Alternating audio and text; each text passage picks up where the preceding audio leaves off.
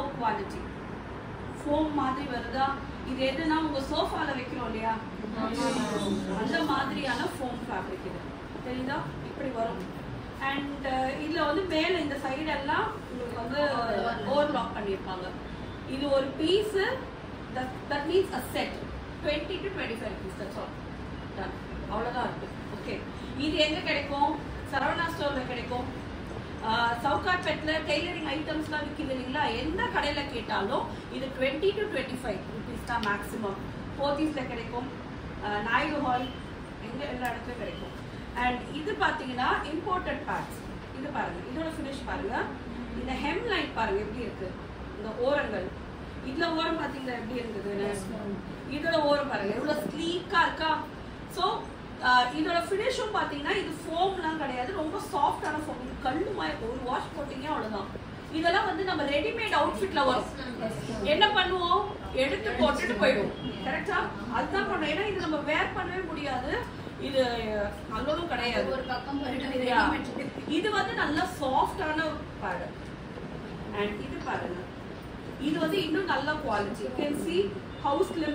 இதெல்லாம் நம்ம பார்க்கணும். லைட்லி பேடட், ஸ்லிம்மா இருக்கா. அண்ட் இந்த இடத்துல இப்படி ஒன்று வருதா, it's called as a push up pad.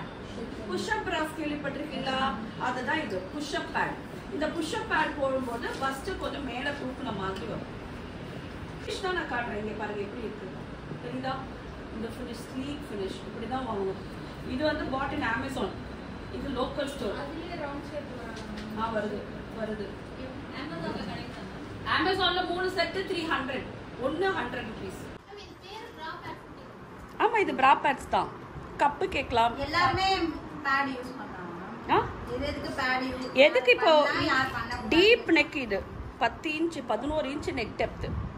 ஒரு நெக் எப்போ டீப்பா போதோ அப்ப நம்ம பேட் யூஸ் பண்ண போறோம். அண்ட் அகைன் இந்த பிளவுஸ்ல வந்து பாத்தீங்கன்னா பின்பக்கம் ஒரு ஹோல்ஸ் தெரியுதா?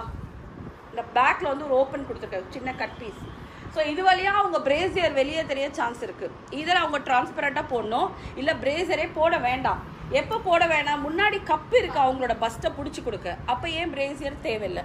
அகைன் டீப் நெக் ஒரு 11, 12 அந்த அளவுக்கு போதா, அப்போ பிரேசியர் கண்டிப்பாக 10 தாண்டினாலே பிரேசியர் தெரிய ஆரம்பிக்கும். அப்போ அவங்க பிரா பேட்ஸ் போடணும், பிரா போட தேவையில்லை. இல்லைன்னா இப்போ வந்து புதுசா வந்திருக்கு தெரியுங்களா, இட்ஸ் அ டேப் கைண்ட். அதை டேப் நீங்க ஒட்டிட்டீங்கனாலே போதும், நீங்க பிரா போட்டு தேவையில்லை. ஸோ அவுட்ஃபிட்டுக்கு ஏற்ற மாதிரி தான் நம்ம பிரா போடணுமா? அது தெரியுமா, நம்ம ஸ்கின் கலர்லேயே வருது ஒரு டேப். சிலிகான் அந்த அதுவும் வருது. அதெல்லாம் வந்து இப்போ கார்செட் போடுறோம் இல்லைங்களா, நமக்கு எந்த சைடும் ஸ்ட்ராப் இல்லை, அப்போ நம்ம அது போட்டுக்கலாம். ஆமா, அதுக்கு தான் அடிக்கிறோம். இங்க பாருங்க, ஒட்டி இருக்காங்க பாருங்க.